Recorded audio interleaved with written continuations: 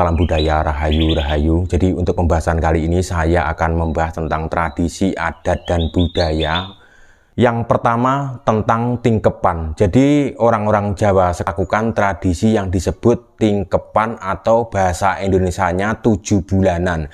Jadi ketika pasangan suami istri tersebut, istrinya sudah hamil 7 bulan, itu akan melakukan tradisi budaya yang disebut namanya 7 bulanan. Kisah ini di era Prabu Jayabaya pada waktu zaman dahulu kala. Jadi salah satu pasangan abdi dalam tersebut itu sudah menikah selama 25 tahun dan belum mendapat momongan atau belum mendapatkan keturunan. Prabu Jayabaya itu kan terkenal dengan ramalan-ramalan Jayabaya yang dikenal di era zaman sekarang itu yang banyak terbukti kenyataannya. Jadi ketika mendengar atau mengetahui abdi dalamnya itu belum mendapatkan momongan, menyuruh abdi dalam tersebut ketika nanti sudah punya anak disuruh melakukan ritual-ritual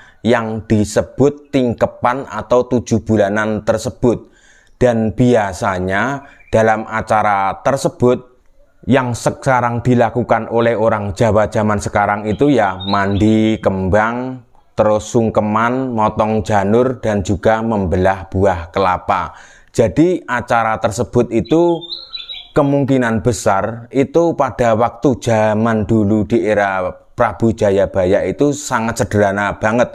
Karena dari masa ke masa kemudian acara ritual itu dikembangkan sedemikian rupa dan seperti yang terjadi di zaman sekarang ya.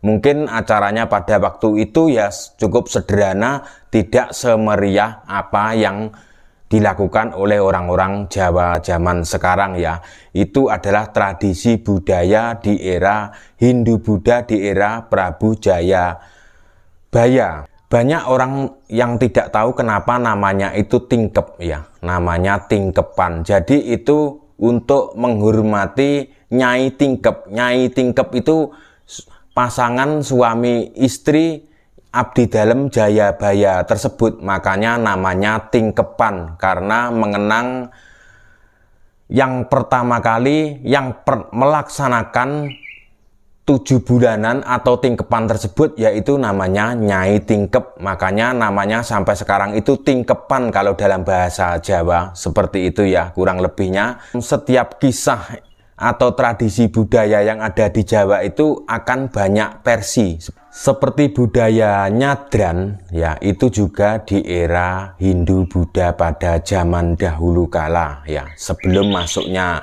Islam itu sudah ada yang namanya nyadran. Jadi nyadran itu pada waktu zaman dulu dilakukan untuk menghormati orang-orang atau tokoh-tokoh atau leluhur orang-orang yang babat wilayah setempat, seperti itu ya. Jadi nyadran itu biasanya orang satu kampung itu akan membawa makanan, jajanan, dan lain-lainnya, melakukan ritual di wilayah tersebut. Ada yang di tempat yang namanya punden, tempat orang yang babat desa tersebut, atau ke makam, seperti itu dilakukan oleh orang-orang Jawa pada zaman dahulu atau oleh orang-orang kerajaan zaman dahulu, seperti itu. Dan itu juga masih dilestarikan sampai sekarang. Sebagai orang Jawa harus nguri-nguri budaya Jawa, seperti itu. Jangan sampai budaya Nusantara tersebut itu hilang, budaya Jawa itu punah, seperti itu. Jadi setiap wilayah yang ada di Indonesia itu juga punya tradisi sendiri-sendiri. Kalau di Jawa seperti untuk menghormati leluhur itu juga bisa disebut dengan melakukan acara nyadran. Ketika para wali songo itu sudah masuk ke Pulau Jawa, dan di Jawa itu sudah banyak orang yang mengikuti ajaran wali songo tersebut.